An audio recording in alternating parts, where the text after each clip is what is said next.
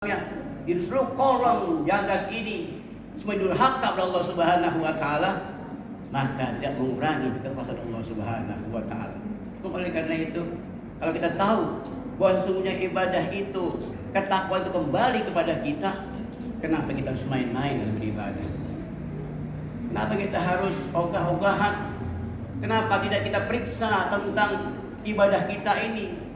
Sudah benarkah kita ketika kita angkat tangan, takbir, kita ruku, kita sujud, kita puasa, kita saum, kita sedekah dan sebagainya? Maka itu perlu kita periksa ibadah kita. Maka dengan harapan ketika ibadah kita ini betul-betul baik, insya Allah Subhanahu wa taala akan kembali kepada kita. Kaum muslimin rahimakumullah. Malam hari ini merupakan malam terakhir insya Allah di suci Ramadan.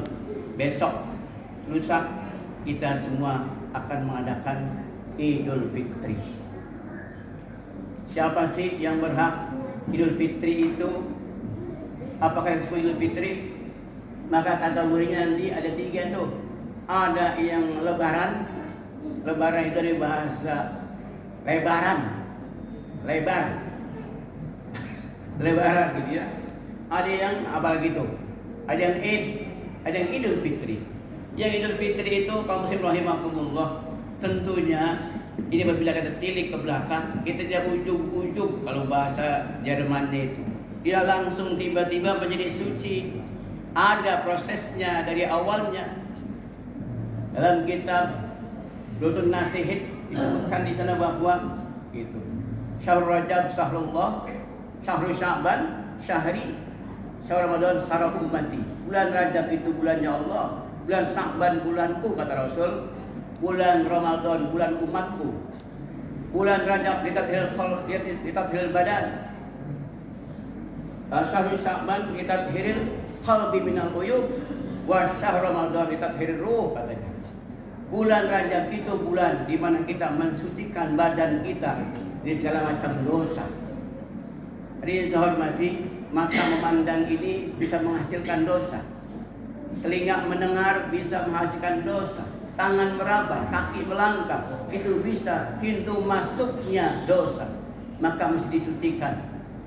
Dengan apa? Di antaranya kita dianjurkan banyak-banyak baca istighfar. Maka di masjid-masjid, di musola-musola kampung-kampung, saya nggak tahu di Bait Islam ini, dibimbing bareng-bareng, Rabbi firli warhamni wa tub alayya, atau doa-doa yang lain. Bulan Sya'ban banyak lagi kita selain istighfar, kita baca lagi itu yang namanya sholawat.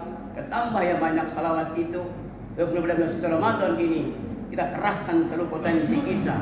Sholat kita tingkatkan, kemudian sedekah kita tingkatkan, baca Quran kita tingkatkan, sehingga pada akhirnya bulan Ramadan ini seluruhnya potensi kita ini kita isi dengan kebaikan-kebaikan.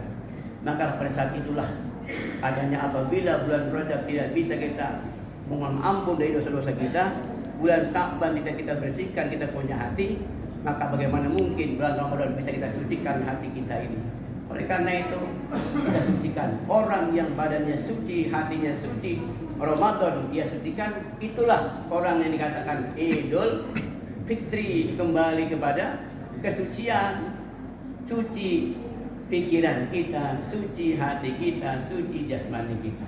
Kaum muslimin rahimakumullah.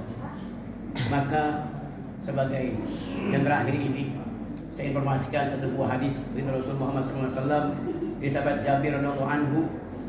Rasul bersabda, "Idza kana akhiru lailati min Ramadan, bakatis samawati wal ard wal malaikatu musibatan li ummati Muhammad sallallahu alaihi wasallam."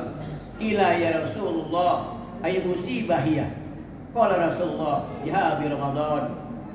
Apabila datang malam-malam terakhir bulan suci Ramadan, nangislah langit dan bumi, malaikat berduka cita kepada umat baginda Rasul Muhammad sallallahu alaihi wasallam. Lalu kemudian sahabat bertanya, ya Rasulullah, ay musibah hiya? Wahai Rasulullah, musibah apa itu?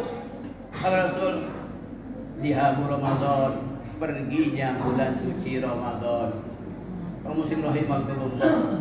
Bulan Ramadan Itu sejatinya buat kita umat manusia, terkhusus umat Islam, maka harusnya kita ini yang menitikkan air mata, banyak mencucurkan air mata, banyak muhasabah dengan begini Ramadan, karena kita tidak tahu apakah Ramadan yang akan datang kita masih bisa ketemu lagi atau tidak.